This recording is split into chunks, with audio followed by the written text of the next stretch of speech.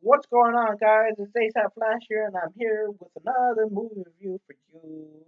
So, it's been a long time. It's been a while, maybe about 2 months since I last seen a movie in the movie theater, primarily because I'm broke. What person isn't broke nowadays? We're all fucking broke. But fortunately for me, for my birthday, I got a $25 gift card to actually watch movies, which is actually pretty good.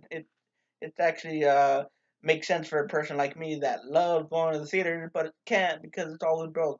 But unfortunately, though, if you don't go on Tuesdays or in the mornings, it's a little bit more expensive, like $9.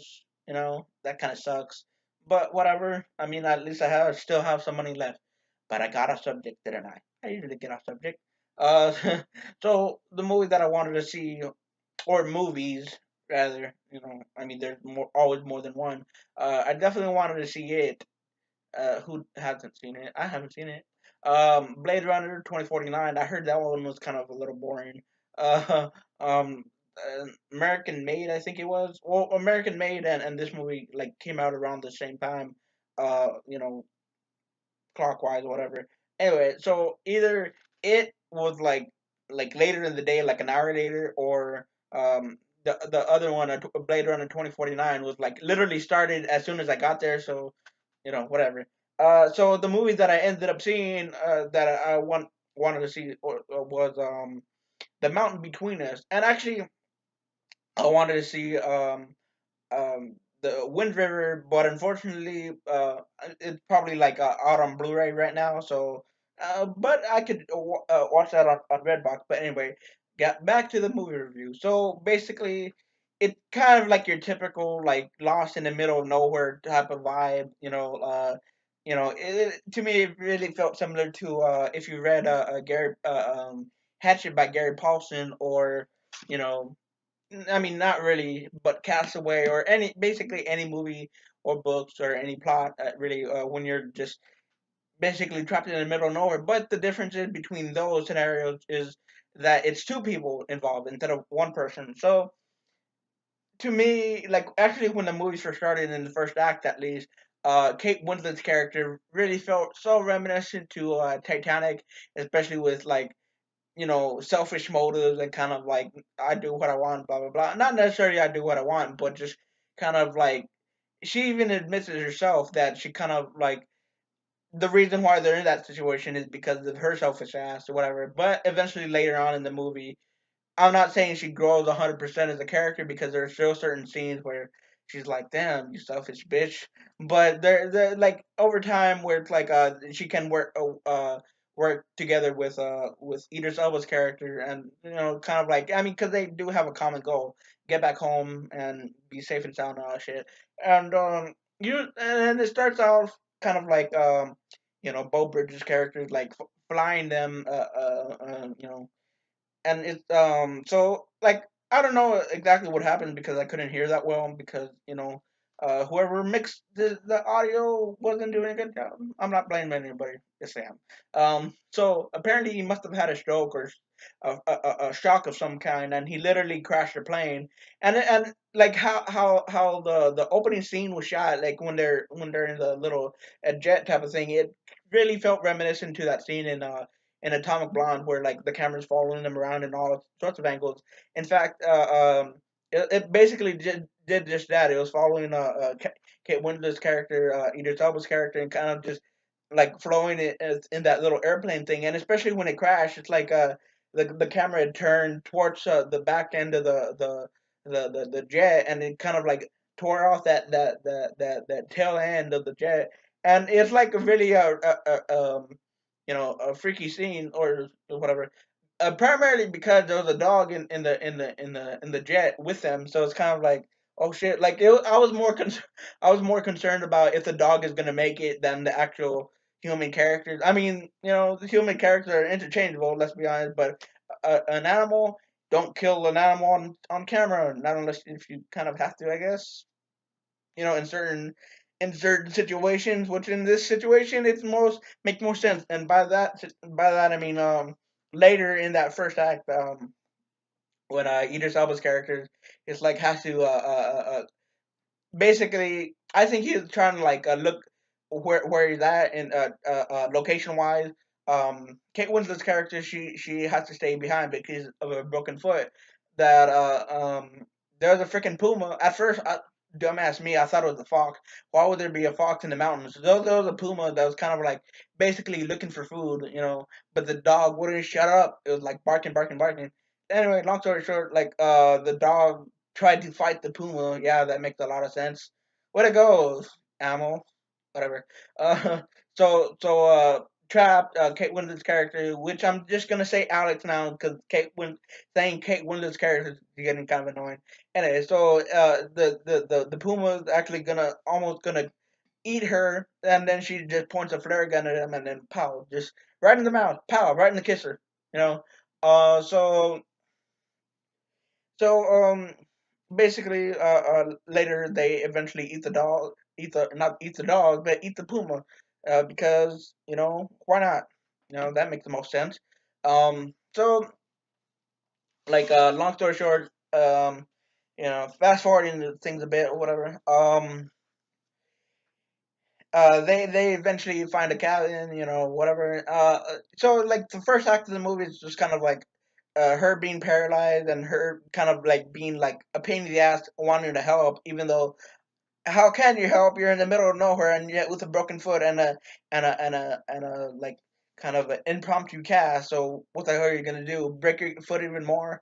Anyway, so second half of the act, the second act, basically they're trying to make their way down the mountain as best as they can. They find a cabin. One thing leads to another. Fatal attraction happens. Or that movie with Diane Lane, basically like they cheat on each other's spouses, but it's okay because it's been revealed that Ben, who is played by Idris Elba, his wife either like I think I couldn't really understand it, but from best of my understanding, whatever, that his wife must have like stepped out on him or something, and like she's trying like Kate Winslet's character is trying to be faithful to her fiance, but long one thing led to another, and they just end up, you know, having a lot of passion for each other, as best as they could say it, I guess. So obviously, needless to say, both parties feel incredibly guilty. Yada yada yada. In the third act, they're back to their normalcy, what they think is normalcy. And there's this one funny scene near the end of the movie though, when they're both having a kind of like a meetup at this restaurant, and this friendly server is kind of like, "Are y'all hungry?" And they both say simultaneously, "No, we're not." Kind of like an fu tone. I thought though again I was the only one laughing in the theaters. I don't know if anybody else got that joke or they're just boring asses, but I remember this one time, kind of a little bit of a side note, but I remember this one time I went to the cinemas and I just got kind of like started laughing a little bit much at this one scene. And I think this one person near at the end of the movie, they're looking back on who was laughing so much, and I'm like, shit, man. If if I can't enjoy a scene by laughing, then maybe you should stay home and let me enjoy the movie without judgment. Yeah. Anyway, so back to the movie. So basically, in the third act, they kind of like feel guilty about what they did. Unfortunately, I mean, it's an unfortunate thing, but if you're trapped in a certain situation with a person long enough, of course you're gonna feel some kind of attraction. I don't know if it could be technically counted as a Stockholm syndrome, although not necessarily because Stockholm syndrome is like when you're kidnapped and you fall for your captor, but in this case it's like they're both trying to survive. So it's more like they care for one another, and it's really shown throughout the movies. It's really implied throughout the movie that they kind of like care for each other on an emotional level and on a deeper level, and especially near at the end of the movie how it ended is actually pretty nice because Kate Winslet character basically says that the marriage is off and blah blah blah. It's kind of implied like the reason why the marriage is off, but like when the movie ends, they're just kind of like walking. walking away from each other, like trying to separate ways or whatever, and then they realize that they're throwing away, like basically at the end of the Titanic, like throwing a nice diamond ring for nothing. So they run back in each other's arms, and boom, the movie ends. But aside from like not being my typical movies, i.e., comic book movies or comedy movies or whatever. This is like feels like a really nice departure from those type of movies. Not saying that I don't like those movies, but it just feels nice to see a movie outside of my usual favorite genre.